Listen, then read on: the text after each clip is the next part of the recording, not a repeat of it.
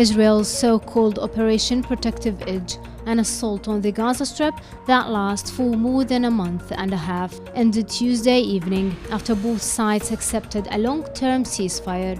Palestinian officials called it a permanent truce, while a senior Israeli official described it as unconditional and unlimited in time. However, the Palestinian residents in the Gaza Strip started celebrating the announcement of the ceasefire regardless of its nature.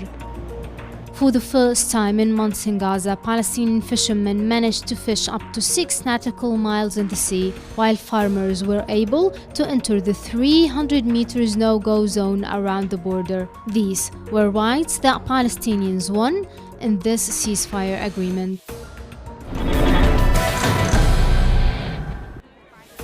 A march was held by the new Hands Up United coalition following the funeral of Michael Brown in Ferguson, Missouri earlier this week.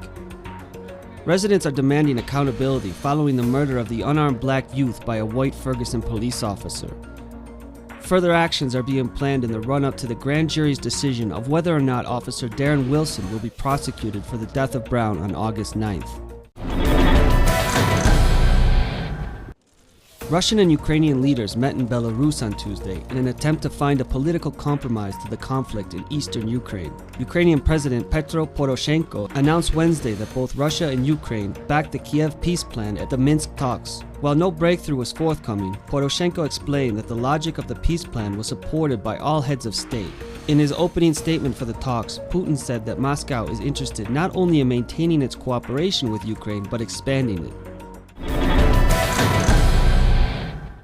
The Venezuelan government is pressing ahead with its fight against smuggling gangs operating on its border with Colombia, where the country's Bolivarian armed forces have recently seized over 63,000 litres of oil and 10,000 tonnes of food being illegally exported to the neighbouring country. Launched on August 11th, the National Commission to Fight Contraband is aimed at stemming the steady flow of Venezuelan goods being smuggled across the border into Colombia for resale, at a heavy cost to the Venezuelan people.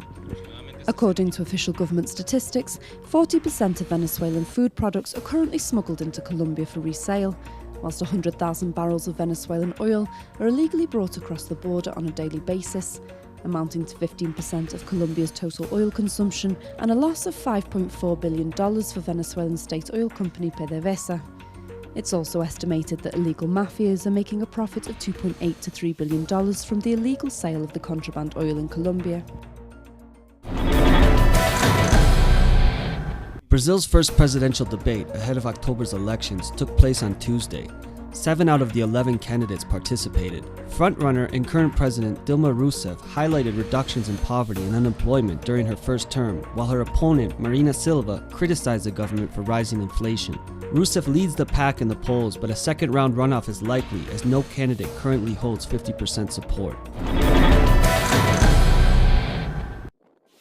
The Syrian NGO Observatory for Human Rights says that the al-Qaeda-affiliated organization Al-Nusra Front has taken control of the Syrian Golan Heights region.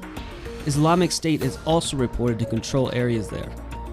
Israel has initiated an emergency evacuation of its population in the area.